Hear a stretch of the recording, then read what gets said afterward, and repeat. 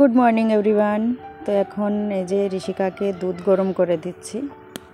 তো যেটুকু দুধ দিয়েছি বলছে যে এই দুধটা অনেক বেশি হয়ে গিয়েছে, আমি দুধ খেতে পারবো না। তো তাই আসলাম যেটুকু দুধ ওর বেশি হয়েছে সেটুকু ঢেলে নিতে।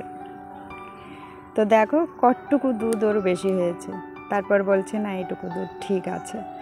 তো যাই হোক, আমি নিজের জন্য এখন জল গরম করে নিচ্ছি। চিয়া সিড কালকে রাত্রে ভিজিয়ে রেখেছিলাম, তার মধ্যে গরম জলটা মিশিয়ে খেয়ে নেব। তো যতদিন গ্যাসটা ছিল না একটু অসুবিধাই হয়ে যেত, যেমন গরম জল করা, চা করা, ঋষিকার দুধ গরম করা, এইসব কিছু করতে কিন্তু অসুবিধা হয়ে যেত। যাই হোক, গ্যাসটা এসে গিয়েছে, এখন আর কোনো টেনশন নেই।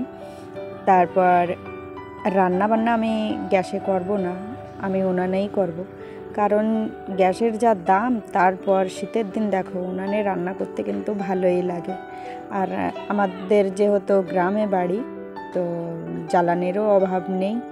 তো যাই হোক, উনুনেই রান্না করব। এখন ওই যে যেটুকু দুধ বেশি হয়েছিল সেই দুধ দিয়ে আমি চা করে নিয়েছি, এখন চা খেয়ে নেব।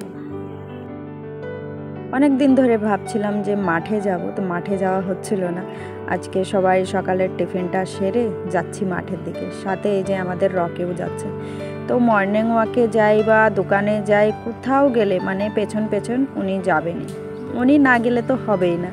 চলে এসেছি আমাদের জমিতে, এখানে পালং শাক, মটর কলই শাক, আরও অনেক ধরনের শাক আছে, আর যেগুলো নিজের ইচ্ছায় হয় সেই সব শাকও আছে। তো এখানে আমি রকিকে বলেছি যে চুপচাপ বস, আমরা শাক তুলবো তারপরে যাব, পুরো মাঠ কিন্তু ঘোরাফেরা করবি না। তো কি সুন্দর ও বসেও পড়েছে। আর এদিকে এই যে মটর শাক আমি তুলে নিচ্ছি, সাথে সাথে যে শাকগুলো পাচ্ছি সবই তুলছি। খুব বেশি শাক হয়নি, তবুও আমাদের হয়ে যাবে, মানে সব মিলিয়ে গুছিয়ে তুললে হয়ে যাবে।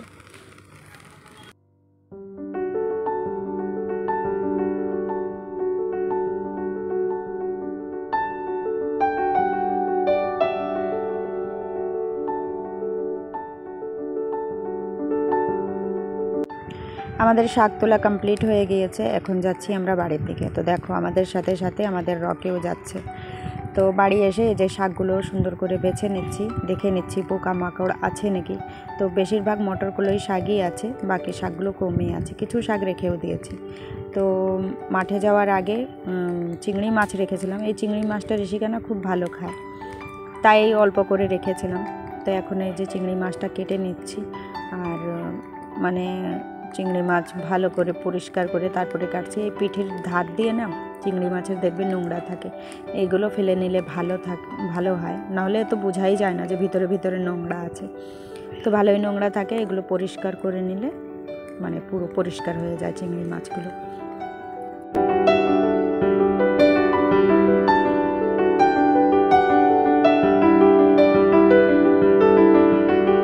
দেখো শাকগুলো ভালো করে ধুয়ে নিয়েছি, এবার আমি ভালো করে একদম কুচি কুচি করে কেটে নেব। তো আজকে শাকের ঘন্ট করব, আর শাকের ঘন্ট রান্না করতে হলে না শাকগুলো যত কুচি কুচি করে কাটবে ততটা কিন্তু শাকের ঘন্ট ভালো লাগে। তো যাই হোক, শাক কাটা হয়ে গিয়েছে, এবার আমি রান্নার এই জায়গাটা সব কিছু নিয়ে আসছি আস্তে আস্তে করে, আর এবার আমি রান্নাটা বসিয়ে দেবো। তো আজকে আমি রান্না করব ওই সব শাক মিক্স আছে, যাই হোক খালি মটর কলই শাক বলাটাও ভুল হবে। তো ওই ঘন্ট করব ওই শাকের, আর করব আমি বেগুন চিংড়ি। তো মাছ যেহেতু অল্প আছে, তো যাই হোক সামান্য একটু ঘন্টতে দেব, আর বাদ বাকিগুলো ওই বেগুনের তরকারির মধ্যে দিয়ে দেব। তো এখানে আমাদের পুরো চলে এসেছিল, তো কোলে আছে, এদিকে আমি মাছগুলো ভেজে নিচ্ছি। তো মাছগুলো ভেজে আগে আমি বসিয়ে দেব বেগুনের তরকারি।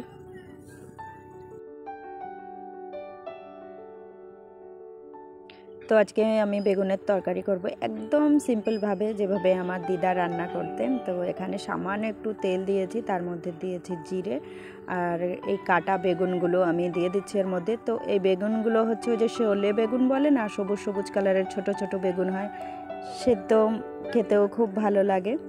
তো এই বেগুন দিয়ে রান্না করলে না চিংড়ি মাছের তরকারি দারুণ লাগে খেতে কিন্তু। তো খুব বেশি ভাজিনি, অল্পই ভেজেছি, ভেজে ঝোল দিয়ে দিয়েছি, লবণ হলুদ সব কিছু দিয়ে। তারপর এর মধ্যে এখন এই যে বেগুনগুলো গলে গিয়েছে, তারপর দিয়ে দিয়েছি চিংড়ি মাছ, আর একটু মানে গামাখা গামাখা হবে তখন ধনের গুঁড়ি দেবো, দিয়ে নামিয়ে নেব। আর ওই যে শাকের উপরে দেখালাম না, ওইগুলো হচ্ছে চিংড়ি মাছের মাথাগুলো। তো ওই চিংড়ি মাছের মাথাগুলো দিয়ে আমি রান্না করব ঘন্ট, আর মাছ মানে চিংড়ি মাছ দিয়ে রান্না করেছি এই তরকারি। তো দেখো এই তরকারিটা এই যে রেডি হয়ে গিয়েছে। এইভাবে কিন্তু রান্না করলে হেভি লাগে, মানে খুব টেস্টি তরকারি হয়, মানে একদম সিম্পলের মধ্যে খুবই টেস্টি তরকারি। তো এখানে ঘন্ট রান্না করার জন্য আমি রাঁধুনি ফোড়ন দিয়েছি, তারপরে শাকগুলো দিয়ে ওর মধ্যে লবণ হলুদ সব কিছু দিয়ে দিচ্ছি। এবার নাড়াচাড়া করে তারপরে যখন শাক ভাজাটা হয়ে যাবে, এর মধ্যে একটু জল দিয়েছি, কারণ হচ্ছে মানে আগুন এত জোরে জ্বলছিল যে মনে হচ্ছিল পুড়ে যাবে, মানে এই চালের গুঁড়িটা দিতে দিতে পুড়ে যাবে, তাই সামান্য একটু জল দিয়ে দিয়েছি। এবার এই যে চালের গুঁড়িটা দিয়ে এবার শাকটা নামিয়ে নিচ্ছি। তো ঘন্টটা খেতেও দারুণ হয়েছিল। তারপর ওই বেগুনের তরকারিটা একদম আলাদা স্বাদের রান্না হয়। যারা বেগুন দিয়ে খেতে জানো তারা তো জানোই, টেস্টি, ভীষণ টেস্টি হয়। আর যারা কোনো দিন খাওনি বেগুন দিয়ে চিংড়ি মাছ, একবার ট্রাই করে দেখো, খুবই ভালো লাগে। খাওয়া দাওয়া আমার কমপ্লিট হয়ে গিয়েছে। থালা বাসন ধুয়ে এনে রান্নাঘরটাকে এবার একটু গুছিয়ে নিচ্ছি। ওই কী হয়, দুপুরে রান্না বান্নার পর সব কিছু ধুয়ে মেজে এনে রেখে দিই, কিন্তু গুছিয়ে রাখি না। ওই খাওয়া দাওয়া করে এঁঠো থালা যেটা থাকে ওটা ধুয়ে এনে তারপরে আমি সব কিছু গুছিয়ে নিই।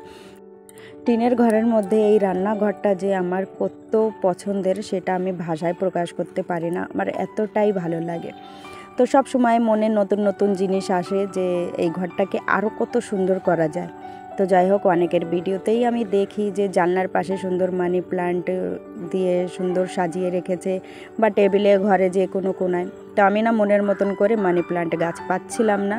তো তোমাদের দাদা ভাইকেও বলেছি, ও বলেছে আমি চিনি না। যাই হোক, যখন ও চেনে না কী করা যাবে। তো বাড়ির পাশেই যাই হোক একটু এদ্রো খেদ্রো পেলাম, তাই নিয়ে এই যে জানলার পাশটাকে একটু সাজিয়ে নিলাম। এমনিতেই আমার রান্নাঘরটা আমার কাছে ভীষণ পছন্দের একটা রান্নাঘর। তারপরে এই যে জানলার পাশে রেখেছি আমি ওই যে মানি প্লান্টগুলো, খুব সুন্দর লাগছে। এমন ছোট ছোট জিনিস দিয়ে ঘরটাকে সাজালে কিন্তু ভালোই লাগে, বলো। তো যাই হোক, তোমাদের কেমন লাগছে তোমরা একটু কমেন্ট বক্সে জানিও। যাই হোক, ভিডিওটা আর বড় করছি না, এখানেই শেষ করছি। তো সবাই পাশে থেকো, সাথে থেকো, আর সবাই নিজের খেয়াল রেখো।